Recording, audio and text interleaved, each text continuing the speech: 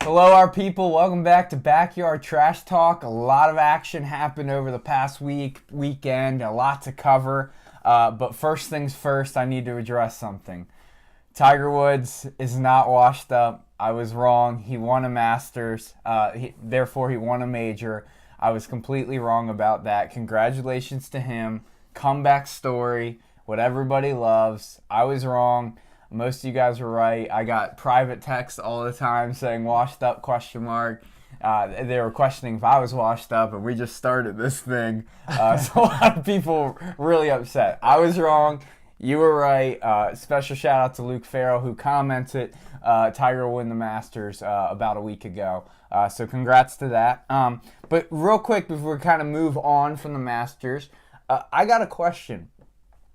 Why do people love Tiger Woods off the course just as much on the course? And so I understand the comeback story. I understand him hurting his back and coming back and winning a major after being dominant.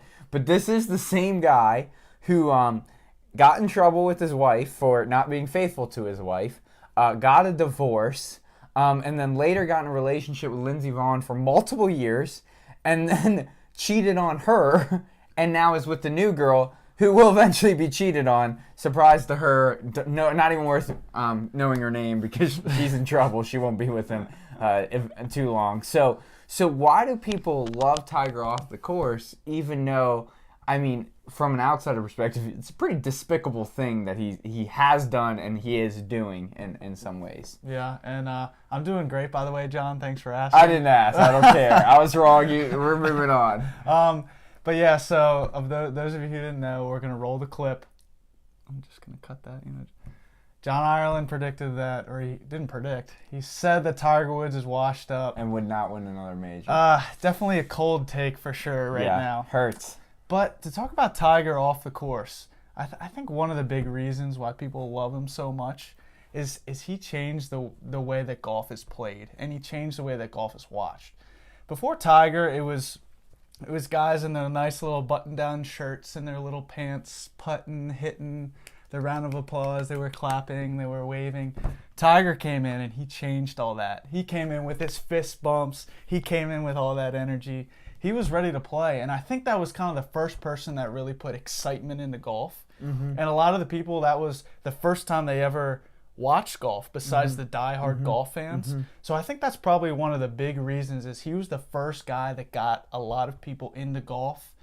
And, you know, it's just one of those people that they loved him from the beginning. He brought him into golf, and they just, you know, always felt that little attachment. You know, it's like that first girlfriend, you know, you always have that little piece of you just left over, and it's one of those things you root for him, whether you like him on or off the course. He brings a different level of energy to the Masters Sunday or to any Sunday.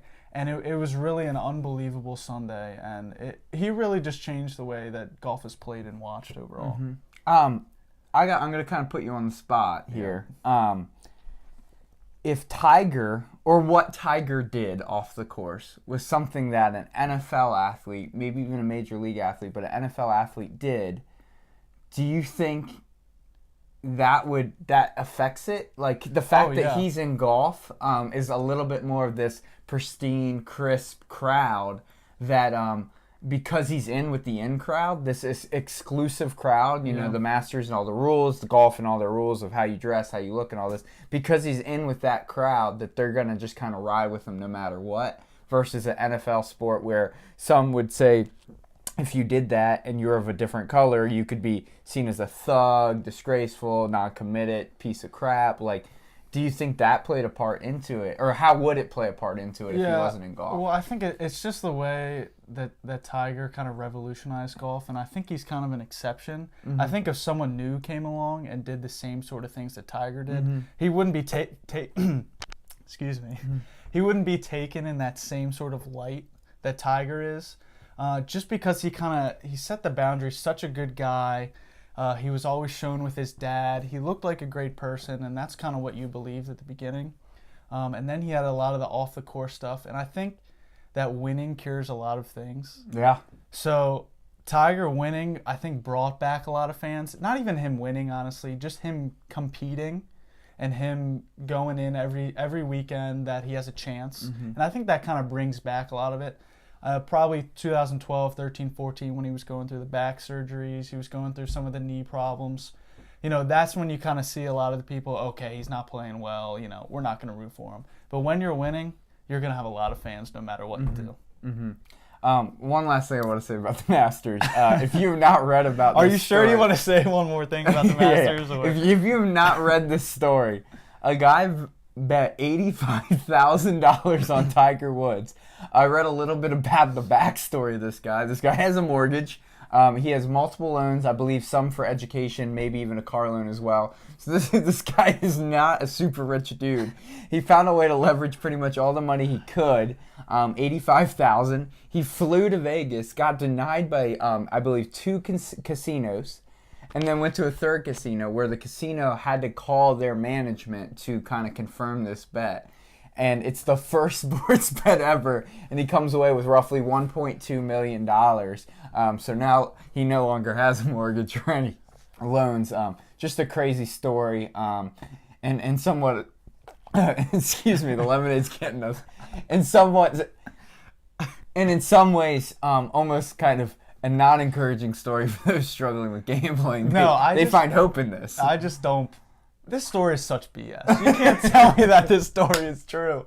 There's no way that this story is true. I saw the check. I don't care. That thing's bigger than my house. This thing was set up. There's no way this was true. This guy said he had all kinds of...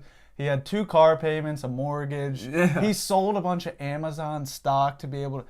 There's no way this is true. And I was going to tweet about this earlier because I found it hilarious. At the end of the article, at the very bottom, the author asked him, what are you going to do with the money? Oh, no. I didn't see this part. And he said, I can't even get through it. I'm just laughing. He said, I'm a financially smart person. That was his quote. That's what he let off. That's what he said. He said, I'm a financially smart person. Me and my wife are going to take it slow, and we're going to pay off our mortgages and pay off our debts. Bro, if you're liquidating all your assets to make a sports bet, you're not financially sound. And as much as I hated on Tiger, I wouldn't have even bet $85,000 that he wouldn't win. Know. You know what I'm saying? Like, there's just no way. Yeah. Playing a game you don't want to play, folks. Wow, that was the story. God. All right, what's next? Anderson? What we talk? I need some lemonade. All right, next topic. If we can even get through this right now. The Duke men's basketball team, they were the darlings of the college basketball world. To kind of change the pace a little bit, normally Duke is hated throughout college basketball. Yeah. This year, they picked up a lot of fans. They were fun to watch, even as Maryland boys. We grew up hating Duke. I couldn't stop myself from cheering for Zion, RJ Barrett, Cam Reddish. They were just unbelievable this year. They were a lot of fun to watch. John, they're all going to the draft. What do you think about it? Couple things. It is very interesting because we saw that kind of Calipari was the primary person you thought about leading the way for I'm okay with one and dones. I just want the best recruits. Yeah. And then kind of everybody followed suit. But Coach K he still had a lot of 4-year guys. Yeah. And it kind of seems like this year he kind of just like forget about it. We're going to go all in on these one and dones. I don't really care because they're tremendous players, which was just interesting and different for him. Zion, I think, was the number 2 recruit in the nation coming in, which is funny now thinking about it. RJ Barrett was 1, and then Cam Reddish was in the top 5, I believe. All tremendous players, all really good guys. The ESPN docuseries on Duke just really saw the guys in a different light, very relatable, just chill guys that you would like to hang out with at just like a barbecue or whatever. And so looking at these 3 guys, I see Zion going number 1 wherever. You're crazy if you don't. And then R.J. Barrett will be a tremendous talent. I don't know if he's number 2. I'm not going to predict anything these days for a little while. But a guy I really want to watch is actually Cam Reddish. Yeah. Cam Reddish, yeah, absolutely. He's going in the top 10. Mark it down now. Cam Reddish kind of reminds me of Klay Thompson of the Warriors in the sense of this. He's kind of just the overshadowed guy. Mm-hmm. So if you look at Golden State, you think Steph and Durant right off the bat, and then you probably think Draymond because he's a big talker. Duke basketball, you say, oh, they got R.J. Barrett, they got Zion Williams, and they got Cam Reddish. He's always the and player. But he's a scorer. He's a slasher. I really liked watching him play, and I'm really excited for him in the next level. By no means, I don't think he's better than Zion, and I don't think I'd take him over RJ, but I'm just excited for his path. But as we look at how the NBA specifically is really changing, we're finding a lot of these big polarizing stars trying to branch out into different businesses. We see LeBron is very affiliated in LA with a lot of things going on, production company, Blaze Pizza, a lot of different just avenues. He's trying to make more money. He's building his portfolio as a businessman. It's really cool. And now we're seeing Kevin Durant follow that model as well, starting his ESPN show where he's talking about business and different contexts that he's going to try to jump into. And so these guys who are already making millions and millions of dollars based on just their advertising ability and power plus their contracts, you now have Zion Williams coming in. Yep. Do you think Zion Williams, when it's all said and done, barring a freak injury that eliminates him early, will make more money in total between contracts, advertisements, his name, his brand, than LeBron and KD and all them? Yeah, this is going to be maybe a little hot, but I think he will. Mm-hmm. I think just today, the landscape of basketball in general, there's just so much more money to be had. Yep. And also when you look at LeBron when he came out of high school, he was a young kid. Obviously Zion's a young kid, but he was young, kind of figuring it out, didn't really know where he was going. I feel like nowadays, these kids like Zion, he gets a great education at Duke. I think he's surrounded by a lot of good people, so he's going to have more opportunities up front. There's going to be people coming to him left and right with business opportunities. Mm-hmm. Where I feel as LeBron, when he first came out, yeah, he had his big shoe deal from Nike. He did a lot of little things, but a lot of this invest in Blaze Pizza, invest in Liverpool Football Club. A lot of these investments came a lot later. And I think that's once he realized he got some good people around him, he kind of realized his business sense. That's when he capitalized. So I think there's going to be a lot more upfront money for Zion because of inflation and the way the market is. He's going to have a bigger shoe deal from Nike than when LeBron came out. There's a lot better people around him. He's going to have just a more business sense of what to do with his money. So for that reason, I think it's going to take a while to catch LeBron, but I think if he's anywhere even close to as polarizing as LeBron, I mean, just the way that Zion is himself, he's really likable. He made a Duke team be likable. Yeah. So I think if that's possible, anything's possible. What do you think? I agree. Inflation and stuff kind of cheats a little bit of the statement, but I just look at when he broke his shoe. What a weird phrase to say, right? Like Nike came out, apologized like immediately. Like they flew to Duke University to make things right. You can just see how polarizing he was. That Nike just owned their mistakes right away. Yeah. So clearly saying like, not only do we want you, like we love you and see like a long future with you. And I think like being around people from Duke and maybe building relationships with not just Coach K but the coaching staff and everyone related to Duke basketball, I think gives them a nice network to kind of begin with. What LeBron did is pretty.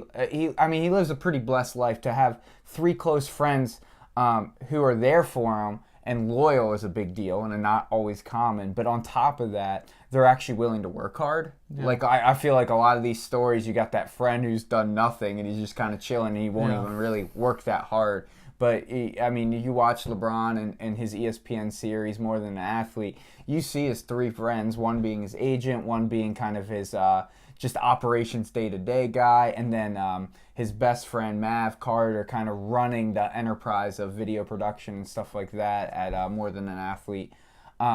you can see these guys are actually working really hard for him. And so I think if Zion can get some of those kind of guys around him, that'll really set him up for success. But speaking more from a basketball standpoint, will Zion eventually enter into that best of all time conversation with LeBron, Jordan, some would even say Kobe?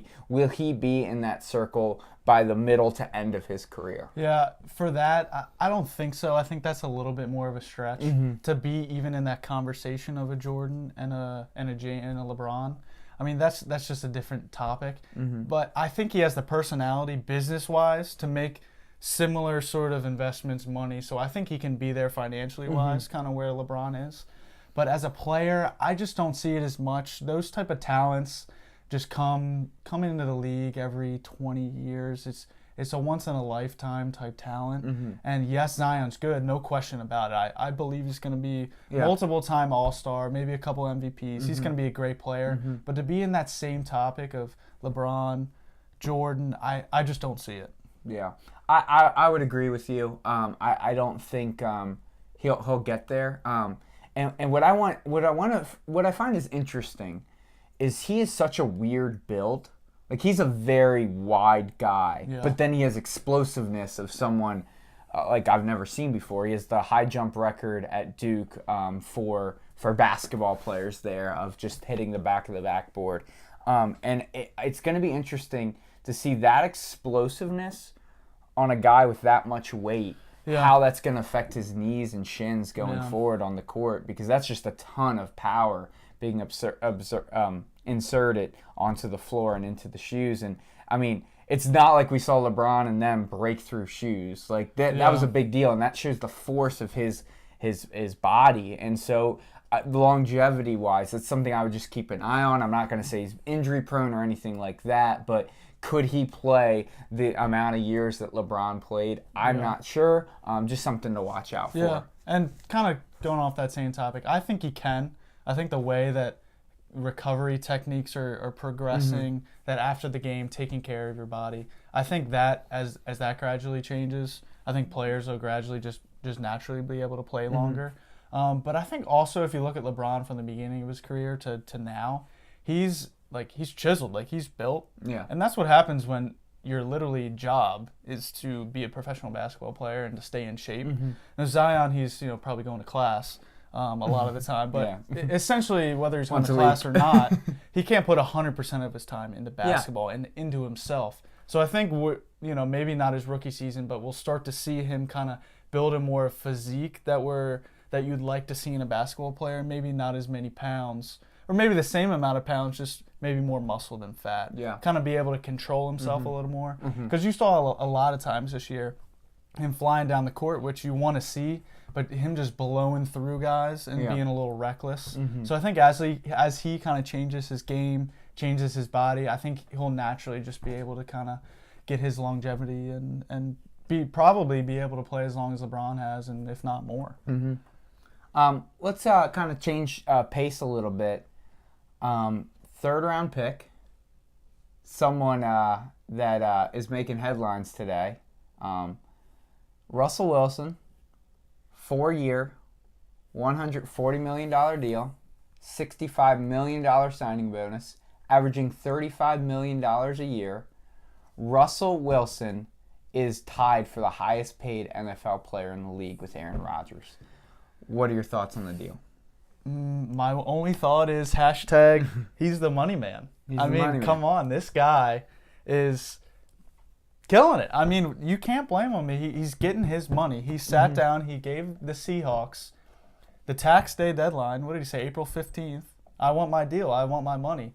And if you're the Seahawks, you honestly got to pay him. He's your guy. He's your quarterback. He's your franchise. You can't let guys like him go. So I love to see it. Players wanting to get their money, wanting to get paid, and to be honest, he's earned it. He's breathed life in their offense. They've had terrible O-lines. They've had no running backs to speak of. He makes wide receivers look amazing. He's earned all the money, and he's been really underrated his whole career. And I just love to see it. He's finally really getting paid what I believe he should be getting paid. Yeah, I think I think he's a really good quarterback. Obviously, he's won a Super Bowl. He's one bad play call away from probably winning another Super Bowl as well. And so he deserves the money. There's no question about it. He deserves it. Interesting about the 4-year contract versus a 5 or a 6-year deal. And I say that because in 4 more years, at that point, Mahomes will have gotten his extension. Baker Mayfield would have gotten his extension at that point, and probably 2 to 3 other quarterbacks, just off the top of my head, that are currently under a big contract will also get their extension. So in 4 more years, what does his extension look like? And obviously it depends on how he's playing, but if I locked him up for 5 or 6, that money wouldn't inflate as much as it will in 4 years. And that's just what I'm curious about, and I don't know the details. Maybe Russell only won it 4 so that he can try to cash in one more time. But that's kind of the interesting part to me. But he definitely deserves the money. I mean, he has a Super Bowl ring. You got to pay your players. He makes people around him better. So you got to do that. But here's a question that I have kind of always had, is this tension of your job is to be an athlete. Your job is to play football. And so anyone in their job wants to get promoted, wants to get a raise, wants to get paid more, wants to be the guy, any driven person at least. Yeah. And so at what point as an NFL quarterback do you say enough money is enough money? I want to spread the wealth to some of my players so that we can bring in other guys. I mean, at the end of the day, we just watched Sherman walk away or get cut. We watched Earl Thomas walk away. They've lost a bunch of different receivers. They let Golden Tate walk a few years ago, and all of this is part of the reason is signing Russell Wilson. So, at what point, as a competitor, do you say, "All right, I'm making $20 million, $25 million. This is plenty of money. I want to save that 5 to 10 to fill in a couple positions so that we can win more games." How would you handle that as a quarterback and what you're looking at? Yeah, I mean, it's so easy to say that, making $50K a year, us just sitting here being normal dudes. But honestly, I'm a player first kind of guy, and I've always been or at least had the belief that you should get as much money as you can. I mean, that's what we're trying to do. Why should it be any different for them? And I know you want to win games. I know you want to try and get everyone else paid. But people love to bring up Tom Brady, but not everyone has a wife that's making more money than you are. Mm-hmm. So to look at a Russell Wilson, yeah, the Seahawks have had to give up a lot of people, but if you're Russell Wilson, you got to think, okay, how much money can I maximize my playing years? I'm only going to be an athlete for so long. After my playing days are over, my funds essentially go to, or my yearly earnings essentially go to zero, whether you want to do other things afterwards. So if you look at it from a personal standpoint, you just want to make as much money as you can now. And to sacrifice, to give up, to get a couple more wins, I mean, he might even realize they're not a Super Bowl contender anyway, so screw it. Yeah. Why would I give up money to win one playoff game instead of not make the playoffs? Mm-hmm. So that's where I kind of am. I think if they were more of a contender, they had more pieces, and maybe he'd try and wiggle his contract a little bit. But I just see no reason for him to not go all in for himself. Yeah, I understand where you're coming from. But on the flip side, I think at some point, as a competitor, each week I would want to come in to a team and an organization where we're winning games. And so, like, I can't imagine going 6-10, 8-8, 9-7, and 7 weeks of the season you're practicing after a loss, and that's miserable. It's not fun at all. Yeah. And you have to wait a week to play again. It's not like the MLB or NHL where you're playing a lot more frequently. And so I think as a competitor, I would at least try to get the money I can, but also try to make it team-friendly deals, maybe a lot of guarantee upfront money when I know I'm going to be in my prime, and then more structured on the back end. But I understand a player protecting themselves and their family. I understand that organizations are ruthless and they'll cut you if you're not performing. Yeah. And I get that as well. But at some point, I think I would lean to trying to win and creating more of a legacy, because at the end of the day, money comes and goes, and when you have hundreds of millions when it's all said and done, you can pretty much buy anything you want. So the difference of 10, 20 million in that context, I don't think is a super huge difference. Yeah, but I mean, he's already won his Super Bowl. He's done everything you can do in the playoffs. Yeah, you want to build a legacy, but I mean, he's almost accomplished everything you'd want to accomplish when you dreamed of when you're a kid. It's win a Super Bowl. He's won a Super Bowl. What else is there that he has to do? Well, I mean, I guess it just depends on how competitive you are. Because I think there is some competition of, I want to be the highest paid. Like, that's a competition itself. But you see a guy like Brady who's like, I want it to not even be a question who the best ever is. And he's on a hunt to win as many rings as possible. So when he retires, it's like, it's not even a question. Yeah. I won 7, 8, 9 rings. Like, that's Brady's goal, so that when he retires, that's his legacy. And I like that drive, and I like that competition. And so from a coach perspective, obviously that's what I would prefer. Yeah. But if I was in that situation, I understand taking care of your family as well. Yeah. So, yeah. And this week, for our first time ever, we got Scott Bolen. He's going to be our first ever guest. So welcome Scott Bolen to the show. Yeah, real quick, just obviously our mic's going to be a cup, so we're going to have a good time with this. Scotty Tuhati, good friend of us, known as a white man with a little bit of hops. Hope you enjoy. Just a little bit. Scotty, how we doing, buddy? How you doing, buddy? Doing good, man. How about you? Good, man. How do you feel about being Backyard Trash Talk's first ever guest?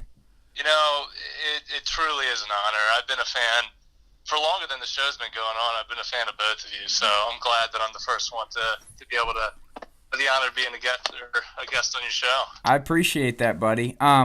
Something very interesting that I learned about you when we were trying to figure out what picture we were going to use. You don't Google your friends very much, but I Googled you, and there's a lot of highlights of you in high school and college. Can you just tell me like one of your favorite memories of playing basketball on Messiah or Hood College's team? Yeah, sure. So going back to my sophomore year at Messiah College, I think probably the best play that I had in my collegiate career. I actually stole a ball and was able to dunk on somebody that play. I think the highlights floating around somewhere out there, but it's always good when I think it was our second game of the season, our first home game. So big crowd, always good when the crowd gets on their feet. But yeah, probably that one. It was against, I believe, Rosemont College. Yeah, I saw that highlight, and I was actually pretty stinking impressed. I did that once in a backyard game, but the hoop was about 7 feet. So I can't totally relate. But hey, if it goes through the hoop, it counts, man. That's what I like to hear, buddy. So let's just hop right into it. NBA playoffs underway. First series starting. Who do you got winning? And I'm going to make an exception to the rule. It doesn't mean you were going to pick them, but let's just take Golden State out of it just because it seems like they're always in the finals. So let's spice it up. But if you weren't going to take Golden State, like, please tell us that. So what's going on? Who's winning it all? Right. Well, yeah, I mean, I feel like I'm cheating a little bit because, a couple games in, we already have a little bit of an idea of who's playing well right off the bat. And honestly, I was not going to take Golden State to win it this year. I just thought that they hadn't played enough together with DeMarcus Cousins in the lineup. And now with this scenario, and I didn't like their schedule, so matching up against the Houston Rockets, most likely the Houston Rockets in the second round, is going to take a toll on them if they go 6-7 games. And especially now with Boogie out for the foreseeable future, I mean, a torn left quad doesn't sound like something that they were kind of coy on whether he would come back this in the offseason, but sounds like that's not going to happen. So that's a big piece lost from their team. I think they did sign Andrew Bogut, so they still have a little bit of depth in the front court, but still, it's a big loss. So, but beforehand, I was actually not going to pick them. I was going to go with the Milwaukee Bucks. I mean, so much length and shooting. The number one rated defensive team in the league, and I'm pretty sure, if not number one, the number two rated shooting team in the NBA. So, I mean, those are two of the biggest things that contribute to success nowadays.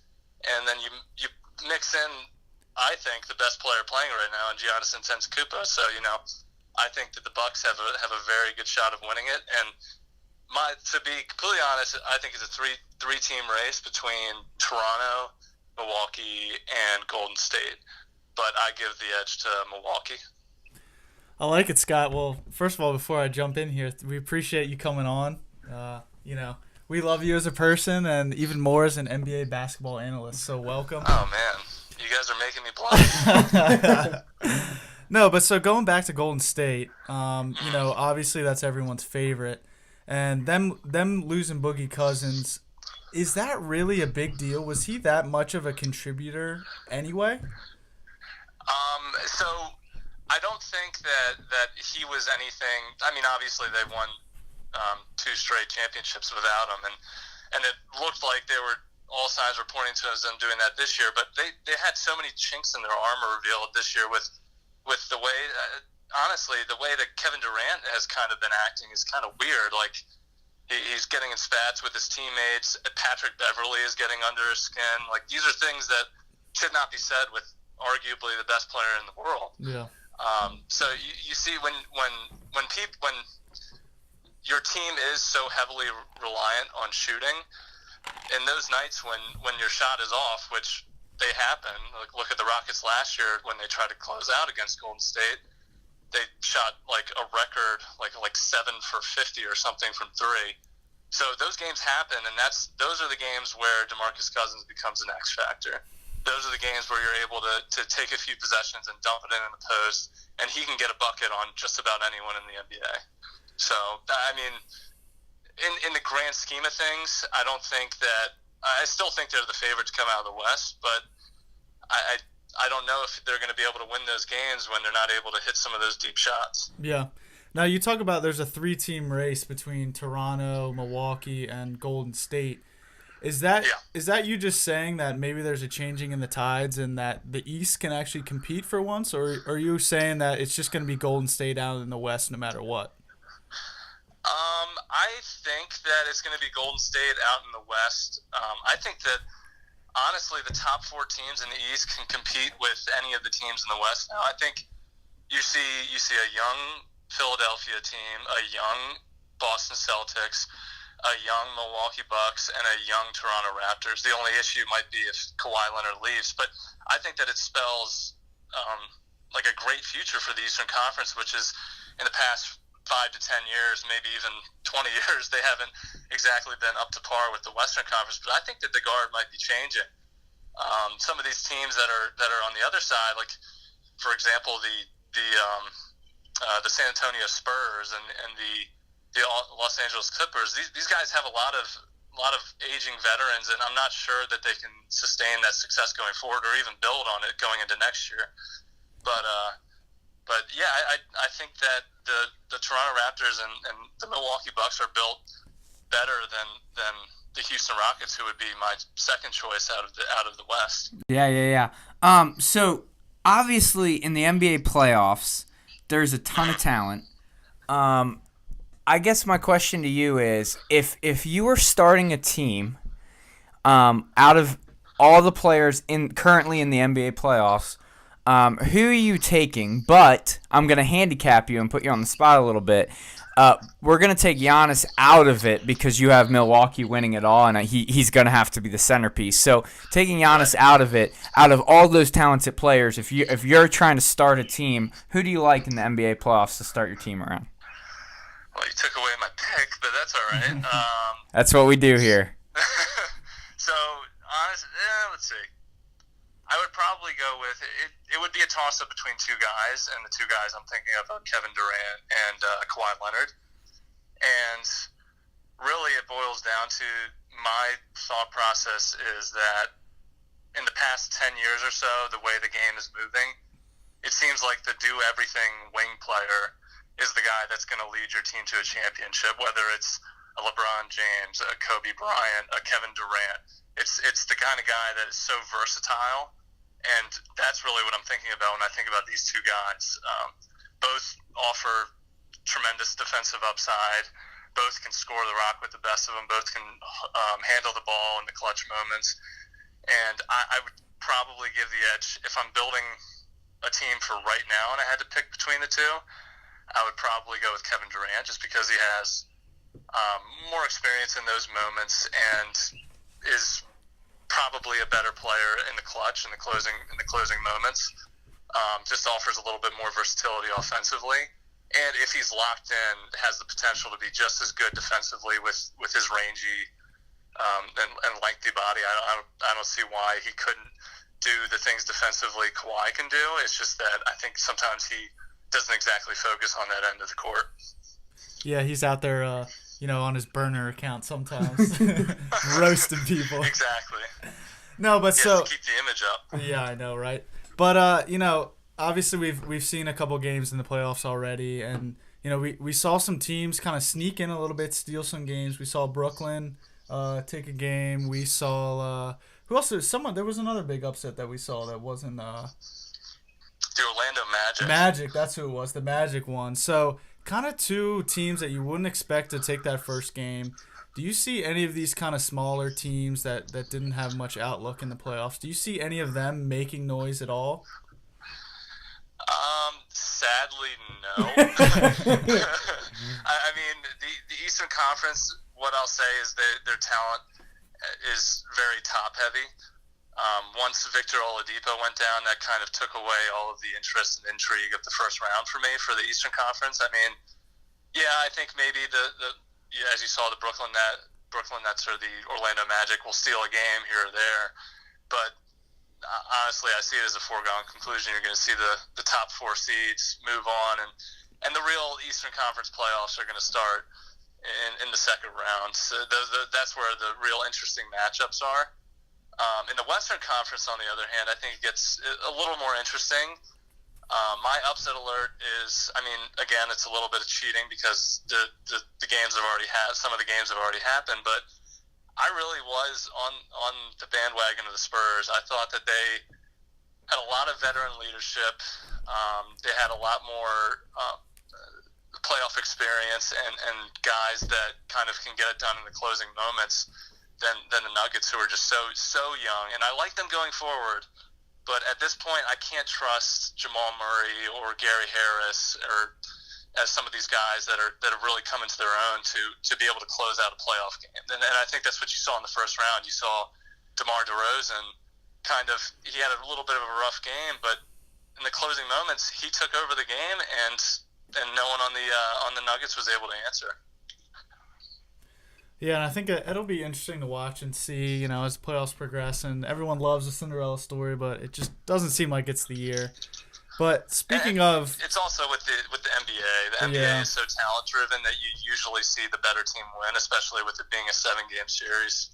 Yeah, no, I agree. But speaking of kind of not their year, LeBron, his first playoffs missed in a long time. Are you happy or sad to see LeBron not here? Oh, I'm sad. I'm sad for sure. You always want to see the best players in the playoffs. You want to see what they can do when the moments are the biggest and the stage is the brightest. But it does open the door for some of these guys that have been trying to break through to finally kind of push their way onto the national stage. But yeah, no, you always. I mean, LeBron is a generational player, and you start to get tired of him, and you start to think about the other guys. But then you'll realize when he's gone, like, man, that guy was incredible. I'd give anything to see him play again. And especially with the narrative of him not being able to play in the Western Conference, I don't think this season helps that.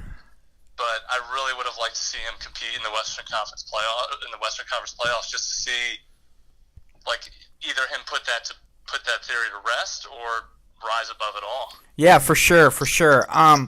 We're gonna kind of wind it down here with one more question.